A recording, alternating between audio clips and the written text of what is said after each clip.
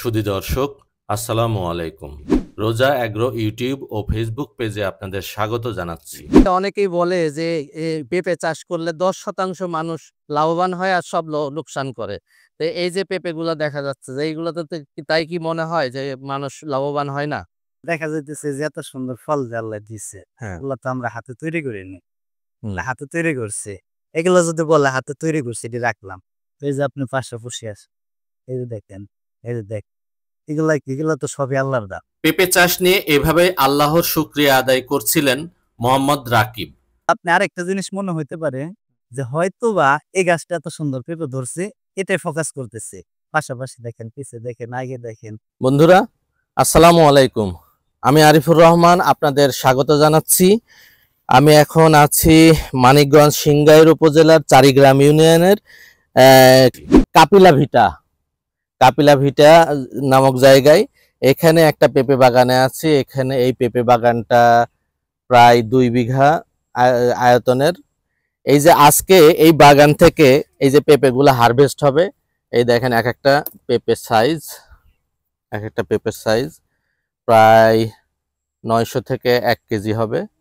এই পেঁপেটার দাম 30 থেকে 32 টাকা, যেটা চাষি বলছেন, তো পাইকারি। তো আপনারা আগাম জাতের যদি লাভবান হতে চান, আগাম জাতের এই পেঁপে চাষ করবেন এবং অবশ্যই দেশি শাহী জাতের, মানিকগঞ্জের শাহী জাতের পেঁপে চাষ করবেন, তাহলে অবশ্যই লাভবান হবেন।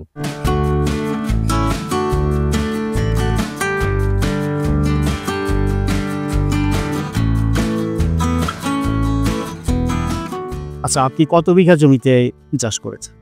15+20 হয়ে যায় বল। 20 বিঘা। এটা কি লিজ নিয়েছেন? লিজ নেওয়া আছে, কটে নেওয়া আছে, নিজস্ব আছে। পেশায় ব্যবসায়ী হলেও বাপদাদার দেখানো পথ কৃষিকাজের সাথেও জড়িত তিনি। কিন্তু কেন তিনি কৃষিকাজের সাথে জড়িত হলেন সে সম্পর্কে জানতে চাইলে মোহাম্মদ রাকিব বলেন, আমরা সবাই মুসলমান, তো আমরা চাই যে যাই করি হালাল টাকা অবলম্বন করার জন্য। তো কৃষিকাজটা এমন পর্যায়ে দাঁড়াইছে এই জায়গায় কোনো বেহালালি কোনো জিনিস নাই, ঠিক আছে। তো এই জায়গায় আমরা ফল উৎপাদন করে বিক্রি করে তারপর আমাদের টাকাটা ঘরে নিই। তো ইনশাল্লাহ এই জায়গায় দেখা যাইতেছে কোনো অহালালি জিনিস নেই, সবটাই হালাল। এর জন্য আমরা কৃষিকাজে ইয়াং জেনারেশনে এগিয়ে যাচ্ছি। তিনি জানান, আগাম জাতের এই পেঁপে চাষ করতে গত বছরের আশ্বিন মাসের শুরুতে পলিপ্যাকে পেঁপের বীজ রোপণ করা হয়েছিল। চারার বয়স 30 দিন হলে কার্তিক মাসের শুরুতে জমি তৈরি করে চারা রোপণ করা হয়েছে। জমি তৈরির সময় বিভিন্ন ধরনের রাসায়নিক সার ছাড়াও প্রচুর পরিমাণে জৈব সার ব্যবহার করা হয়েছে। এরপর 3.5 হাত দূরত্বে কয়েকটি পেঁপের চারা রোপণ করা হয়েছে বলে জানান মোহাম্মদ রাকিব। চারা রোপণের আগে জমিটা কিভাবে প্রস্তুত করলেন একটু বলেন তো? নতুন জমি যদি হয় এটা খুবই সহজ। আপনি ভালো করে চাষ দিয়ে সার রোপণ করে আপনি বয়স দিয়া আছে না বিভিন্ন ধরনের সার জমিতে প্রয়োগ করে তারপর চারা লাগাইলে হয়ে গেল। একসাথে কয়টা চারা লাগাইতে হয়? ফার্স্ট আমরা বীজ কানেক্ট করি।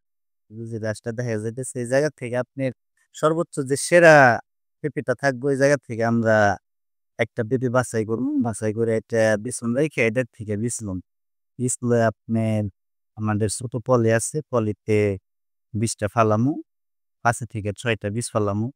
ওই জায়গা থেকে আপনি হওয়ার পর যখন চারাটা জমিতে রোপণ করুন, 4-5টা বীজ চারা থাকবো। ওই জায়গায় দেখা গেছে সর্বোচ্চ 2টা বা 3টা হলো যে মাইগা গাছ হয় আর সবগুলা পুরুষ গাছ হয়। ওই জায়গা থেকে বাইসে সাইডে রাখতে রাখতে সর্বোচ্চ যে সেরা গাছটা এই একটা গাছে রেখে দিই।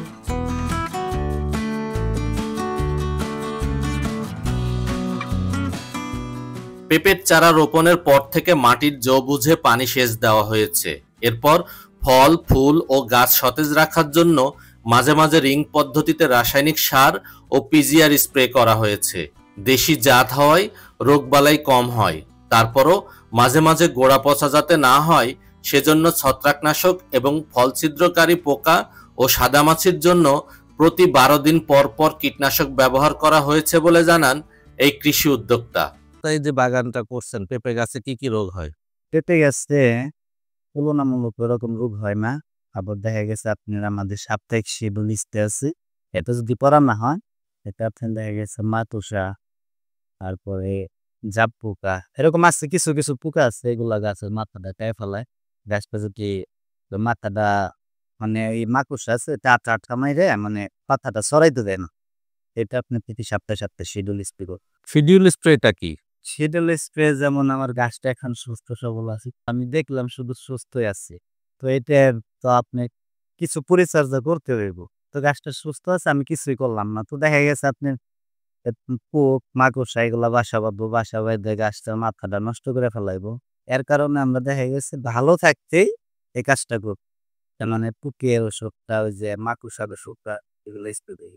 কতদিন পর পর শিডিউল স্প্রে ব্যবহার করেন? এটা আপনার কতবার আপনি সপ্তাহ অথবা 15 দিন, মানে এটা আর কি গাছের আইসাই বুঝে। তো মানে যে আমার পেক তোলা হইলো, তোলা হওয়ার পরে আপনি শিডিউল স্প্রে আপনি পোকের ওষুধ দিতে হইব, ভিটামিন দিতে হইব, গাছটা যেন ইনজুরি না হয়। আচ্ছা। এরপরে আবার পেঁপে উঠাবেন কবে? এরপরে তো চিন্তা ভাবনা আছে, আল্লাহ দিলে তো যে পরিমাণ আছে, কিছু ফল নামানো হবে, কিছু ফল আপনি 1 মাস লাগবো না, 1 মাসের পরেই।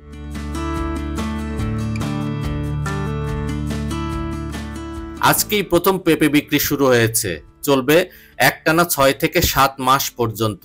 এরপর এসব পেঁপে গাছের মাঝে একটি করে নতুন চারা রোপণ করা হবে। নতুন পেঁপে গাছ বেড়ে ওঠার পাশাপাশি পুরাতন গাছ থেকেও পেঁপে পাবেন বলে আশা করছেন এই কৃষি উদ্যোক্তা। একভাবে আপনার 2 বছর থাকবে, তো এই গাছটা যখন বড় হয়ে যাবে এটার পাশাপাশি যে মাঝখানে গ্যাপটা রাখছি, এই গ্যাপের মধ্যে আবার একটা চারা রোপণ করবো। এই গাছটা বড় থাকবে, আপনার 2টা গাছ আমার ফল আসবে। আচ্ছা, এই তো দারুণ একটা প্রযুক্তির কথা বললেন। হ্যাঁ। আপনি 2 গাছের মাঝখানে একটা পেঁপে চারা কবে রোপণ করবেন? রোপণ করবো আপনার আবার দেখা গেছে চারাটা 6 মাস আছে। ওই গাছটা যখন বড় হয়ে যাবে, ওই সময়টা আসবো, তখন আবার আমরা এই মাঝখানে চারা দিবো। আচ্ছা। আপনার 2টা গাছ থেকে যাইবো, হুম। 2টা গাছে থেকে ফল আসবে।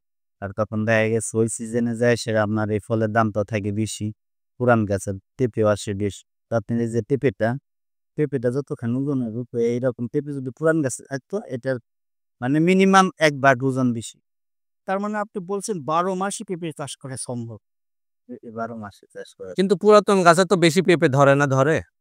পুরাতন গাছে তুলনামূলক একটু কম ধরে, কারণ এটা যেহেতু বয়স হয়ে যায়, বয়স হলে পেঁপে সার্ভিস কম দেবে, এটা স্বাভাবিক। তারপরেও খাওয়ানোর উপরে নির্ভর করে, আপনি যেরকম খাওয়াইবেন সেরকম নামবে। এক পাখি বা 30% জমিতে মাটি প্রস্তুত থেকে শুরু করে পেঁপে বিক্রি শুরু হওয়া পর্যন্ত সর্বসাকুল্যে 40 থেকে 45 হাজার টাকা খরচ হয়েছে। বর্তমানে পেঁপের বাজার দর ভালো রয়েছে, প্রতি কেজি সর্বনিম্ন 30 টাকা দরে বাজারে বিক্রি হচ্ছে। সেই হিসেবে বড় ধরনের প্রাকৃতিক দুর্যোগ না হলে পেঁপে বিক্রি করে 2 থেকে 2.5 লক্ষ টাকা লাভ হবে বলে আশা করছেন এই কৃষি উদ্যোক্তা মোহাম্মদ রাকিব। এখন পেঁপে কত করে দাম বিক্রি হচ্ছে বাজারে? বর্তমান পেঁপে যাইতেছে আপনার 30-35, মানে নিচে 30, উপরে 35। বর্তমান বাজারটা একবারে মানে একবারে কমন, একবারে ভীষণ পারফেক্টলি একটা যে বাজার সেরকম আছে, মানে কোনো সমস্যা নেই। চারা থেকে গাছে ফল আসা পর্যন্ত একটা গাছে কত টাকা খরচ? আসলে ওইরকম করে ক্যালকুলেশন করে করা হয় না, তারপর একটা গাছ দেখা যাইতেছে আপনার 100 টাকা খরচ হয়ে যায়। বলেন 1 বিঘা জমির একটু হিসাবটা বলেন যে 1 বিঘাতে কতগুলা পেঁপে চারা রোপণ করছিলেন এবং কত টাকা এই পর্যন্ত কত টাকা খরচ হচ্ছে, আর কত লাভ আশা করতেছেন 1 বিঘা জমিতে আপনি 40 থেকে 45 হাজার টাকা খরচ হয় সব মিলিয়ে? সব মিলে। আচ্ছা। আর এভারেজ সর্বোচ্চ আপনি 45 হাজার টাকা এর উপরে যাইবেন। আর দেখা গেছে 1 বিঘা জমি থেকে আপনার প্রায় 3 লক্ষ প্লাস বিক্রি করা সম্ভব। সম্ভব? সম্ভব কিভাবে? কিভাবে বলতে, এখন বাজার বর্তমান যেরকম, হ্যাঁ, এটা আপনার আমরা যে গাছটা রোপণ করছি, আমাদের একটা বাজেট আছে যে আমাদের এই কয় টাকা পেঁপে বিক্রি করলে আমাদের হবে। হ্যাঁ, সবাই তো একটা ক্যালকুলেশন করে লয় যে আমি এটা করুম, এটা আমি কিভাবে করুম। তো আপনার আমরা গাছ যে রোপণ করছি, সর্বোচ্চ নিম্নত একটা দাম সেটা হলো 10 টাকা। আমরা 10 টাকা হিসেব করে তারপরে এই গাছটা রোপণ করছি। তারপর আমরা এতগুলা জমি বাড়াইছি, সামনের দিকে আগাইছি, ইনশাল্লাহ আর আগামও দোয়া করবে। 1 বিঘা জমিতে প্রায় 3 লক্ষ টাকা লাভ হবে বললেন। তো এটা কি সব জায়গায় কি সব চাষিরাই কি এরকম লাভ করতে পারে? না, সবাই তো করতে পারে না। কেন করতে পারে না? অনেক দুর্যোগের সম্মুখীন হতে হয়। যেমন এই যে আপনি বর্তমান যে সময়টা ঝড় বৃষ্টির দিন, এদিনে দেখা যাইতেছে অনেক জমিতে আপনি পানি বেড়ে যাইব, পানি বেয়ে পড়তে পারবে না, গোড়া পয়সা যাইব, গাছ ভেঙে যাইব। মানে এরকম দেখা গেছে 99% মানে কৃষকের সমস্যা। তো আমাদের কিছু কিছু জমি আছে উঁচা, কিছু কিছু জমি আছে নিচে, আমাদেরও সমস্যা হইব। সবগুলাই যে সমস্যা হইব তা না, সবগুলাই সমস্যা হইব না তাও না। আমাদের অনেক জমিতে সমস্যা। পাশে একটা জমি আছে, গাছটা মানে জমিটা একটু নিচে, ওইটাও আমরা এরকম বিপদের সম্মুখীন হয়েছি। গাছটা এখন একই সাথে গাছ লাগানো লিখতে পারবেন, তো গাছটা অনেকটা সমস্যা আছে। হ্যাঁ, এরকম দেখা গেছে আপনি সব যে লাভবান হতে পারবেন তা না। যেমন আমাদের এই জমিটা অনেক উঁচা, ইনশাল্লাহ আল্লাহ যেরকম ফল দিচ্ছে বা যেরকম আছে আমরা অনেকটা আশাবাদ যে আপনার বললাম একটা থেকে আরো প্লাস হইতে পারে।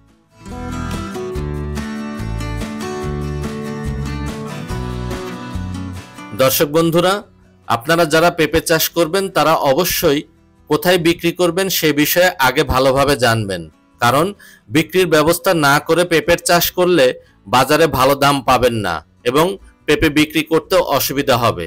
পাশাপাশি পেঁপের বেশি দাম পেতে আগাম চাষ করবেন, অর্থাৎ যে সময় বাজারে সবজির যোগান কম থাকে, যেমন চৈত্র মাস থেকে আষাঢ় মাস পর্যন্ত, এই কয়েক মাস বাজারে কাঁচা পেঁপের ভালো দাম থাকে।